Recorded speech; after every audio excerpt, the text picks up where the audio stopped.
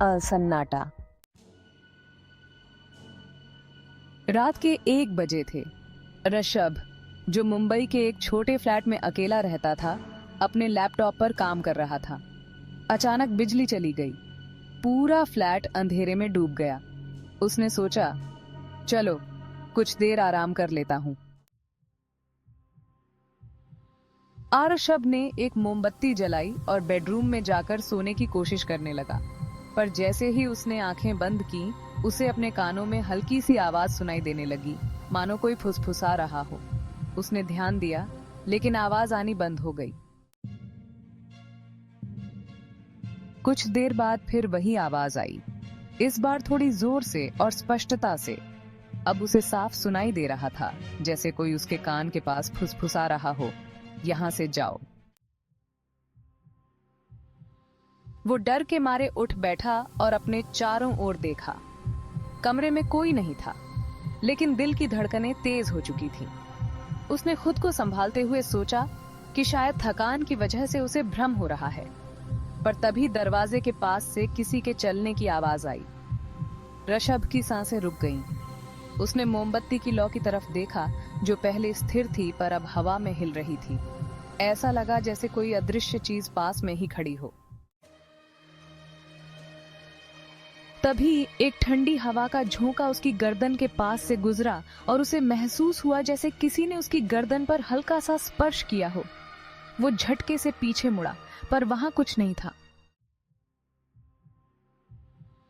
तभी उसने बेडरूम के कोने में हल्का सा परछाई देखी।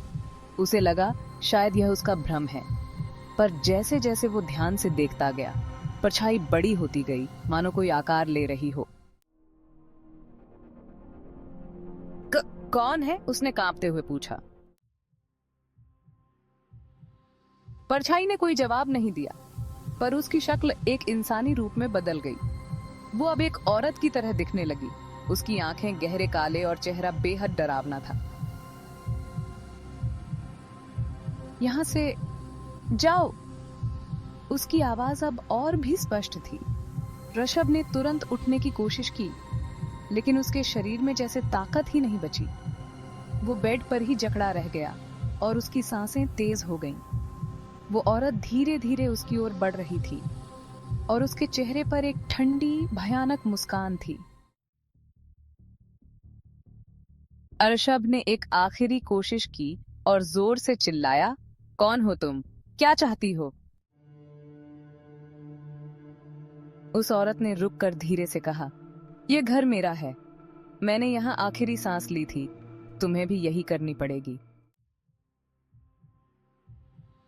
ऋषभ ने अपनी पूरी ताकत लगाई और बिस्तर से कूदकर दरवाजे की तरफ भागा। पर जैसे ही वो दरवाजा खोलने गया, उसका हाथ किसी ने कसकर पकड़ लिया। उसने पीछे मुड़कर देखा। वो वही औरत थी जो अब उसके बहुत पास थी।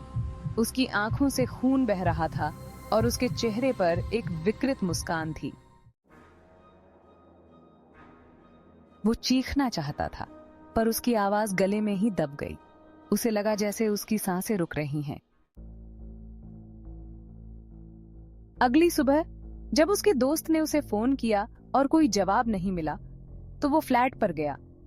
दरवाजा खुला हुआ था। उसने अंदर जाकर देखा। बेड पर ऋषभ का शव पड़ा था। उसका चेहरा पीला और आंखें खुली हुई थीं, मानो वो आखिरी पल में किसी खौफनाक चीज को देख रहा हो। उस फ्लैट में जो भी आया, उसे उसी औरत की परछाई दिखी।